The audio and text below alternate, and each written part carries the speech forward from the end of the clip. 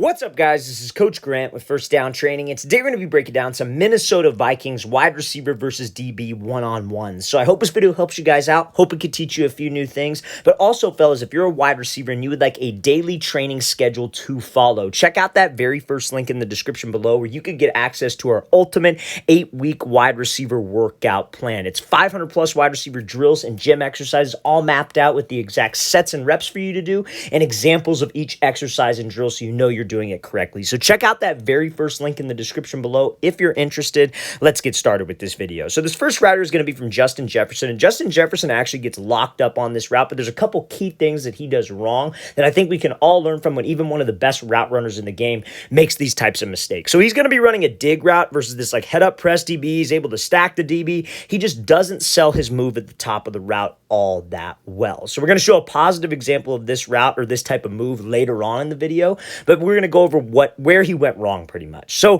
pre-snap, we come up to the line of scrimmage. We see we have a DB who's in head-up press. Head-up press means essentially he's just lined up right in front of us. He doesn't have a shade. He's not shaded to the inside. He's not shaded to the outside, so he's not necessarily showing his leverage. If the DB was shaded to the inside, that means he has inside leverage. Trying to take away the inside. With our release, we're probably going to take an outside release when he's inside leverage. Take what he gives us. Then same deal. He's outside leverage. We're probably going to attack him. Take what he gives us. Take the inside release. But when he is head up in press coverage, it's all about reading the DB. But ideally, you would love to take an inside release on an inside breaking route because it's easier to do that. So he comes off the ball. This receiver starts to like kind of inch back and motor back, right? Trying to keep some cushion between Jefferson and himself. The reason why he does this is when Jefferson makes a move and there's some cushion in between the two of us, he has more space to react and cut off the release that Jefferson's trying to use to maybe get hands. So anytime that we have this look and we see a DB who's real patient starting to inch back, we have to eat up the cushion. You have to try to close that distance as quickly as possible. And you see how Jefferson makes a move to the outside,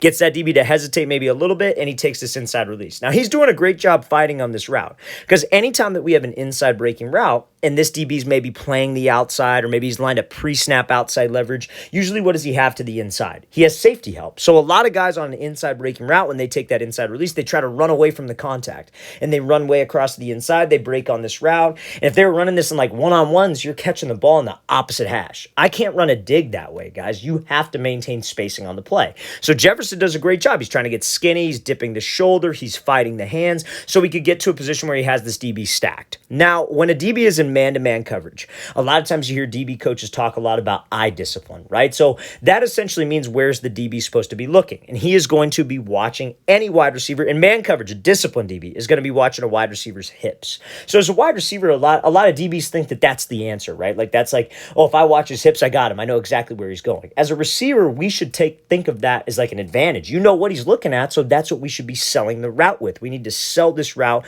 with my hips. Now, this is kind of where Jefferson goes wrong, I want to say. So when he does this move, and a lot of receivers do the same thing, he's doing this like rocker step at the top of the break. So a rocker step is essentially where you take your first step in the direction you are going. So if you're running to the inside, you step with your inside foot first. So he takes the inside jab. Now, we're trying to sell like we're running an out route, a corner, whatever it is off of that inside foot. So it's pretty much just a 1 and then a 2 at the top of the break. But when you take that second step right here, guys, you have to sell with that upper body, your hips, your shoulders, your head.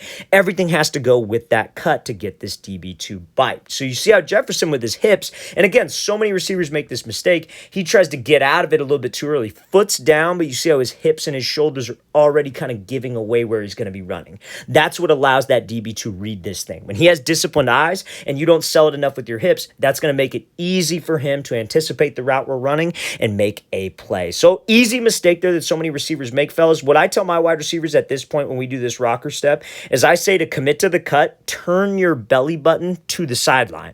Obviously, don't open up your toe. You have to keep your toe pointed forward so we can drive out of the break, but your belly button should be pointed to the sideline, your hips, your shoulders, everything needs to sell if we want to get this DB to commit. We can't stay square. If the hips don't lie to the DB, he is going to read it like a book. So great job with everything except that top of the move router from Jefferson. Easy fix, though, that a lot of you wide receivers can learn from. Okay, so now this next router is this wide receiver. He's going to be running like kind of like an 8 to 10 yard corner route versus an outside shade, kind of like catch technique, off man coverage DB. So remember, we talked about this pre-snap. When you come up to the line of scrimmage, you're looking for two things with the DB to structure your route. You're looking for his leverage, so that pretty much means his shade. Is he shaded to the outside? Is he head up like the last example, or is he inside shade? Because that tells you about the coverage, or at least what he's showing pre-snap. DBs are very crafty. He might show outside leverage, then jump to the inside or jump head up. He might disguise it, right? But at least we have some kind of an idea. So in this case, he's outside leverage. Quarterback is over here where I'm drawing these arrows.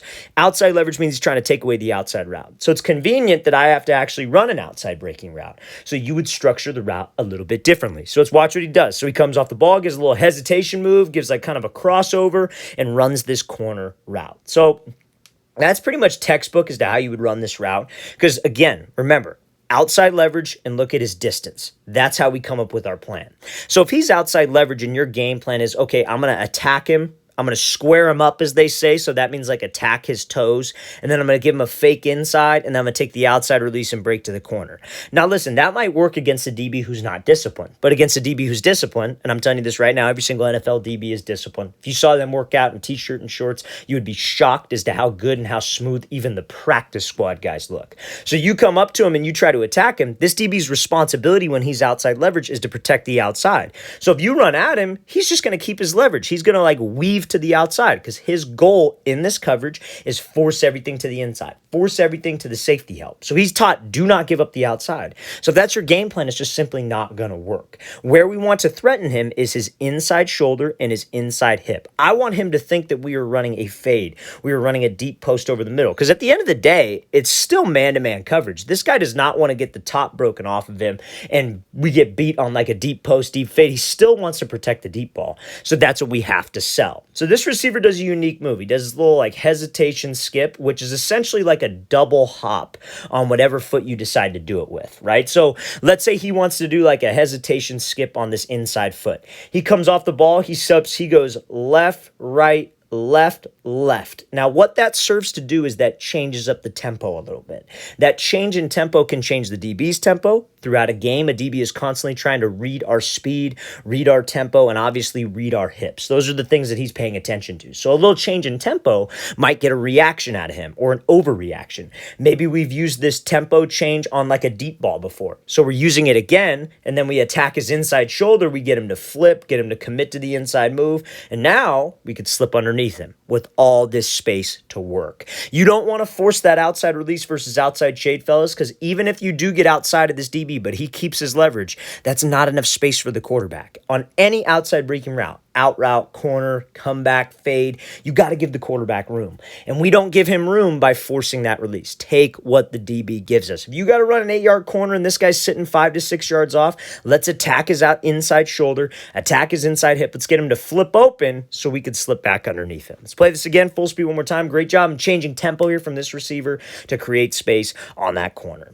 Okay, so now this is going to be a better example of Justin Jefferson using that crossover. Some people, this would be the same mechanics as a rocker step, but this is going to be a great example of how you would sell a route with your hips. So Jefferson is going to be running a slant route versus an inside shade press coverage DB. So inside shade press, when you have to run a slant, is a lot like that 10-yard out versus outside shade off man. You're not going to try to force the release. Jefferson's not going to try to take an inside release, break up, and then run the slant.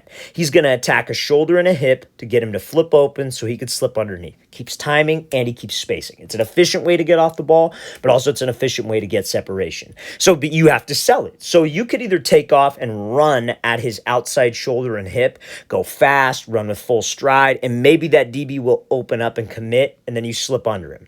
Or what you can do is you can really sell to the outside with like a crossover move or whatever it might be. So let's play what he does. So let's show what he does. So he comes off the ball, and you see how much more he sells that move than the last rocker step. I want you to pay attention to what his hips do.